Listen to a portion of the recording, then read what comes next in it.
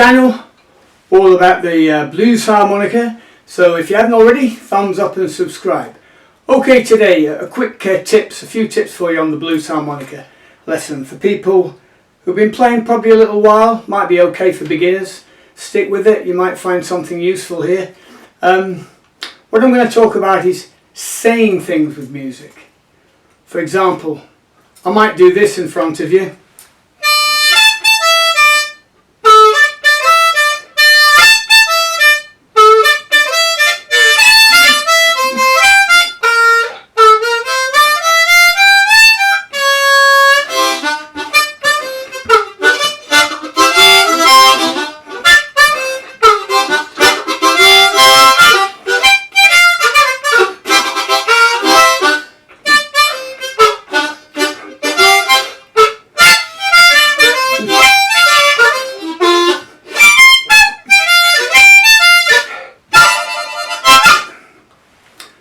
So I'm actually speaking music to you.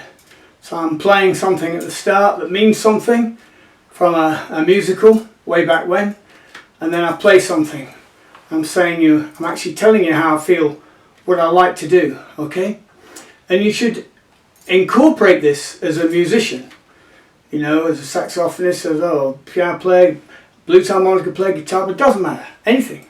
You should incorporate this and try and do it right from the start, from nursery rhymes when you're learning ear training, things that I give people, building all the way up from playing a scale like this,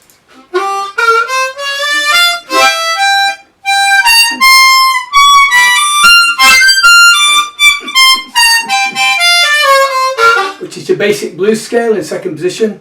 Alright, I play the overdraw at the top, but you know, apart from that, you can get that by and you don't really have to use that straight off, okay? And you can even start by using that and introducing alongside it a major scale to give you the other intervals. And what you're doing is you're trying to pick things out. If you are a linguist and you can speak other languages, music is no exception. It's more or less the same kind of thing. Right? Some people equate it to maths, music. I don't. I equate it to languages. If you're good at languages, you'll be a good musician.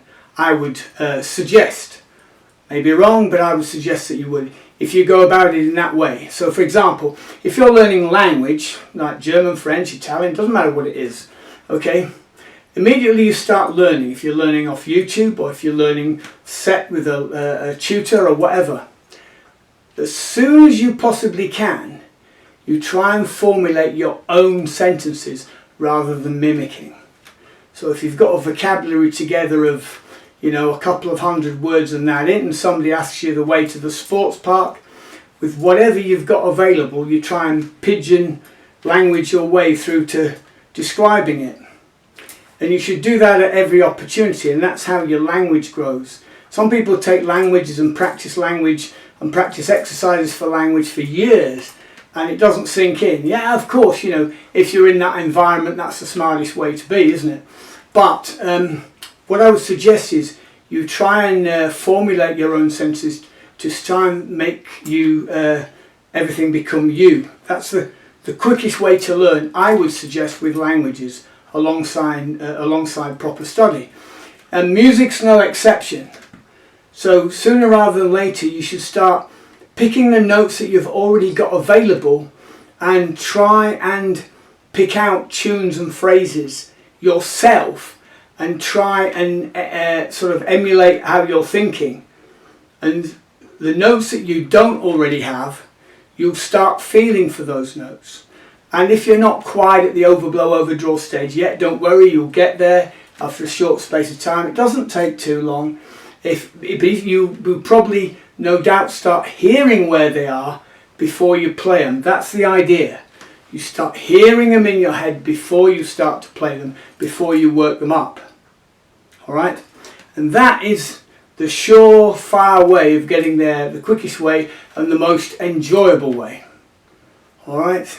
A lot of people won't tell you that, probably because they don't employ it themselves.